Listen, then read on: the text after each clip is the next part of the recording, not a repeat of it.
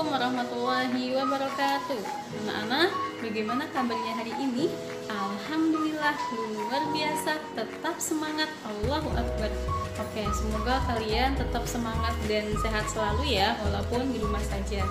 Anak-anak, ketemu lagi sama Ustazah Faizah. Nah, untuk kali ini seperti biasa ya, sebelum kita mulai belajarnya, kita berdoa dulu. Berdoa di rumah masing-masing, mulai.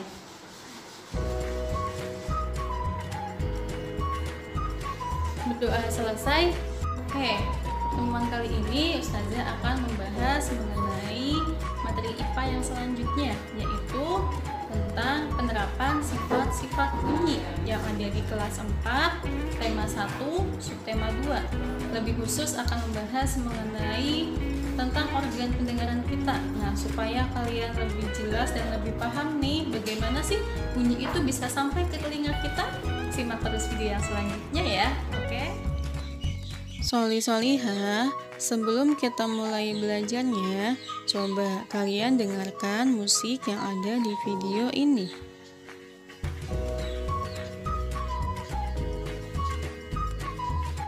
Apakah kalian mendengar suara musik di video ini? Ya, bagus sekali. Nah, tahukah kalian bagaimana proses bunyi tersebut sampai ke telinga kita? Bahkan kalian bisa mengetahui bunyi apakah itu? Bagaimana? Apakah kalian tahu jawabannya? Masih bingung ya? Oke, yuk kita pelajari bersama-sama. Nah, selanjutnya, apakah kalian pernah bermain seperti ini? Mata kalian ditutup, lalu teman kalian membawa alat musik dan membunyikan alat musik tersebut. Apakah kalian bisa menebak asal arah bunyinya? Dan apakah kalian bisa menebak nama alat musiknya? Ya, bagus. Nah, kira-kira bagaimana ya prosesnya sehingga kita bisa melakukan seperti itu?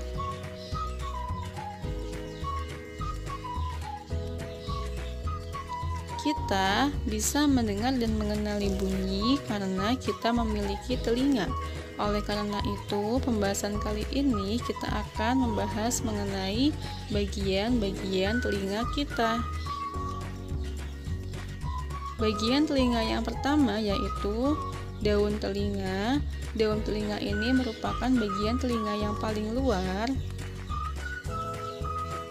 Saluran telinga atau lubang telinga. Gendang telinga, tulang pendengaran,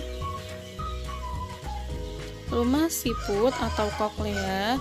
Bagian ini disebut dengan rumah siput karena bentuknya mirip seperti rumah siput. Sel syaraf, 3 saluran setengah lingkaran. Nah, dikatakan 3 saluran setengah lingkaran karena jumlahnya ada 3 dan berbentuk seperti setengah lingkaran. Dan kemudian ada saluran eustachius. Nah, itulah tadi bagian-bagian telinga kita.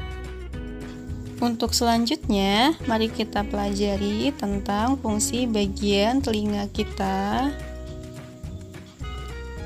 Bagian telinga yang pertama yaitu daun telinga. Daun telinga ini memiliki fungsi mengumpulkan atau menangkap bunyi. Kemudian saluran telinga atau lubang telinga yang memiliki fungsi menyalurkan bunyi ke gendang telinga kita. Kemudian fungsi yang selanjutnya yaitu gendang telinga yang memiliki fungsi menangkap getaran suara pertama kali atau mengubah bunyi menjadi getaran dan menghantarkannya ke tulang pendengaran kita. Tulang pendengaran ini ada 3 jenisnya, yaitu tulang landasan, tulang sanggurdi, dan juga tulang martil. Tulang pendengaran ini memiliki fungsi menerima getaran dari gendang telinga dan menghantarkannya ke rumah siput atau koklea. Kemudian, rumah siput atau koklea memiliki fungsi menerima getaran dari tulang pendengaran dan menghantarkannya ke sel syaraf. Untuk fungsi bagian telinga yang selanjutnya, yaitu sel syaraf. Sel syaraf ini memiliki fungsi untuk menghantarkan getaran ke otak kita. Kemudian 3 saluran setengah lingkaran yang berfungsi untuk keseimbangan tubuh kita. Dan kemudian yang selanjutnya yaitu saluran eustachius yang berfungsi mengatur tekanan udara di telinga kita dan menyalurkan ke rongga mulut kita. Jadi telinga kita dan mulut kita ada salurannya, yaitu yang menyalurkan adalah saluran eustachius. Baik solih dan solihah, lalu bagaimana ya proses bunyi bisa kita dengar? Seperti ini prosesnya.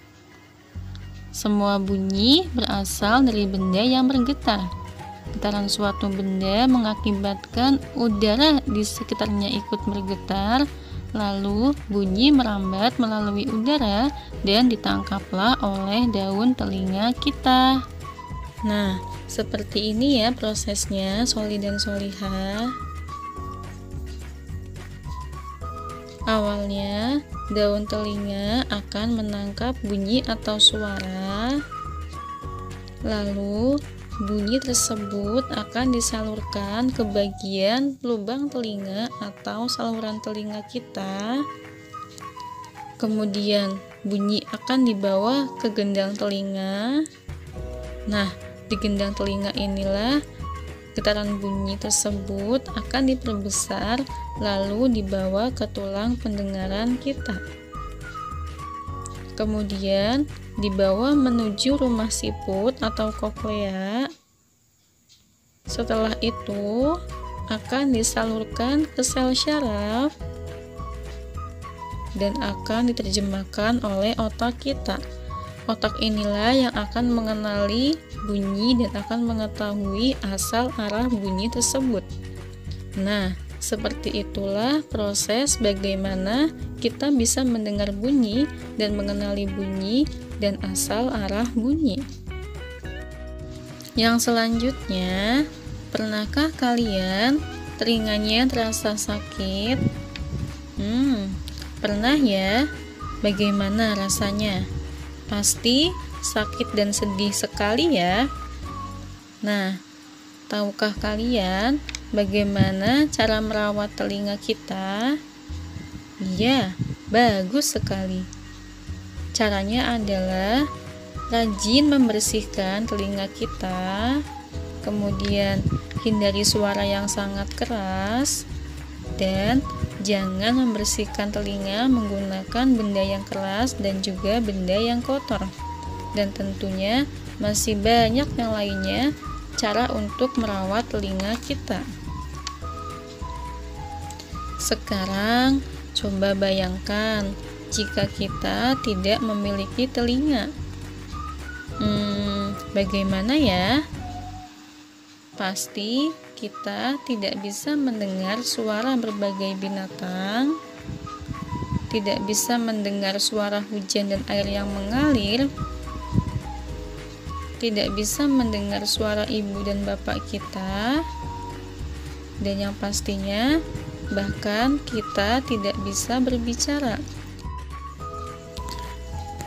Alhamdulillah, begitu banyak sekali nikmat yang Allah berikan kepada kita. Salah satunya adalah nikmat telinga yang kita miliki saat ini, sehingga kita bisa mendengarkan suara ataupun bunyi yang ada di sekeliling kita. Nah, oleh karena itu sudah sepantasnya kita harus bersyukur atas nikmat yang Allah berikan kepada kita, sesuai dengan firman Allah yang terdapat di dalam Quran Surat An-Nahl ayat 78. Nah, yang selanjutnya, cara mensyukuri nikmat telinga kita saat ini adalah dengan menggunakan telinga kita untuk mendengar hal-hal yang baik. Jadi, jangan mendengar hal-hal yang jelek ya anak-anak, dan dengan menjalankan segala yang Allah perintahkan kepada kita, dan tentunya menjauhi segala yang Allah larang kepada kita. Itulah cara mensyukuri nikmat yang Allah berikan kepada kita. Jadi, jangan lupa bersyukur ya. Rabbil Alamin, pembahasan kita hari ini yaitu mengenai penerapan sifat-sifat bunyi sudah kita bahas bersama ya. Semoga kalian bisa memahami materi yang telah kita bahas ini. Insya Allah ketemu lagi di pertemuan yang selanjutnya. Wassalamualaikum warahmatullahi wabarakatuh.